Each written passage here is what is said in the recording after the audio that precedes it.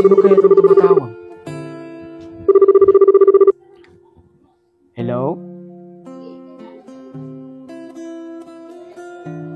Ay, sino to? Ay, ikaw yung nag-hire ng construction worker, ma'am? Pupunta na ako dyan bukas, ma'am. Sige, ma'am. Maraming salamat po, ma'am. Maraming salamat po. Ma'am, may 1K pa ko rito. Siguro may kasya pa to. Ano kayang napanaginipan ko? Napanaginipan ko na natanggap ako sa trabaho. Akala ko, totoo na. Ay, tatambay muna ako sa labas. Hahantayin ko na tatawag yung may-ari ng construction worker.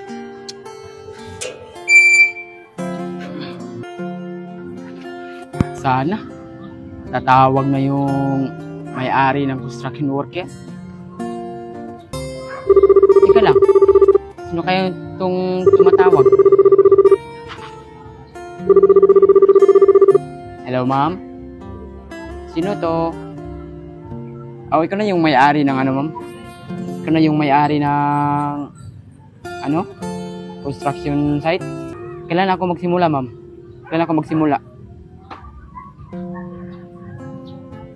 Bukas na, ma'am, bukas? Sige, ma'am. Pero ano yung mga kailangan na gamit niyan, ma'am? Buta, pantalon, jacket, t-shirt, tapos yung helmet. Sige, maraming salamat, ma'am. Akala ko, ma'am, bibilhin ko pa. Yun pala, issue na. Natupad na rin yung pangarap ko na makapagtrabaho ako ng maayos dito sa syudad.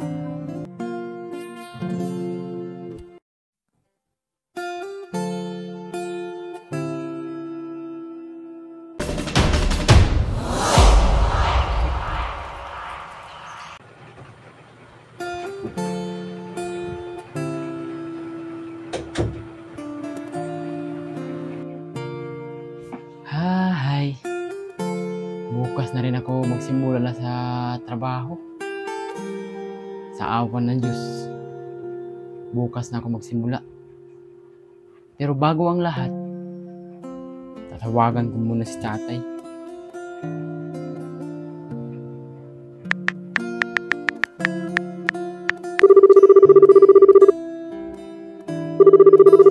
Hello, tay?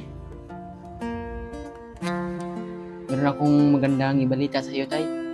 Kasi officially na ako na natanggap sa yung in-applyan ko na construction worker, tay. O, officially na.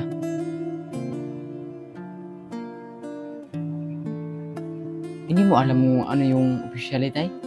Hindi mo alam mo ano yung officially? Ibig sabihin ng officially, tay, ay totoong natanggap ka na sa trabaho. Yan yung ibig sabihin, tay. Oo. Sa awa ng Diyos, tay.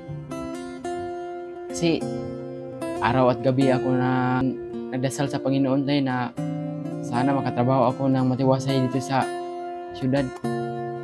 Oo, tay. Oo nga, sobrang bait nga ng ano, tay. Sobrang bait nga ng yung tinatawag nila dito na foreman, tay. Oh, sobrang bait. Napakabait, tay. Sobrang bait. Oo. Nung tinawagan ko nung nakaraang araw, tay, na akala ko bibilhin ko pa yung mga gagamitin sa construction, tay. Yun pala, libre na. Oo, tay, libre na. Libre na. Wala na akong gastusin dito, tay. Saka yung mga natira ko na mga pera, tay, igagasto ko na lang sa mga gastusin dito sa boarding house. Oo, tay. Kumusta na yung ano, tay? Kumusta na yung mga alaga natin dyan, tay? Yung mga manok natin, yung mga alagang kalabaw natin, yung ano, tay, yung mga maisan natin, tay, yung mga maisan natin, yung pinyahan. Oo, tay. Kumusta na dyan, tay? Okay na. Mabuti. Mas mabuti. Sige, tay. Ikumusta naman lang ako kaya sa ating mga kamag-anak natin dyan, tay. Yung mga kapitbahay natin. Yung mga kamag-anak natin. Kumusta na lang ako sa kanila, tay. Si ano, tay? Si ano dyan? Sila Dudo. Sila ano, tay? Sila Junjun. Sila Gigi. Kumusta na, tay? Si Gigi, tay, kumusta na? Nag-aasawa na si Gigi. Ilan na yung anak na? Ay, tatlo na yung anak ni Gigi, tay? Bilis naman. Si ano, tay? Si Dudo. Binata pa rin. Si ano, tay? Si Titing. Nag-asawa na? Hindi pa nag-asawa. Sige, mas mabuti yun kasi hirap tayo, tay, na hirap ngayon, tay. Mag-asawa ka ng maaga.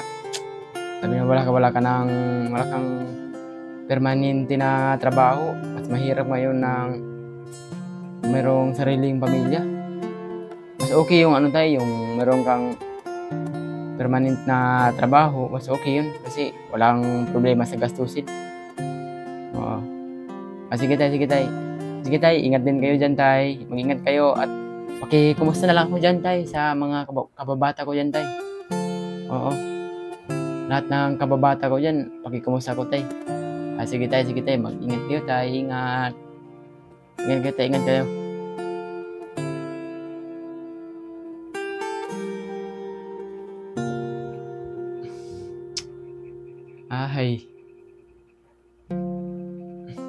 Namimiss ko yung lugar ko sa probinsya. Sana darating din ang araw na makabalik ako doon.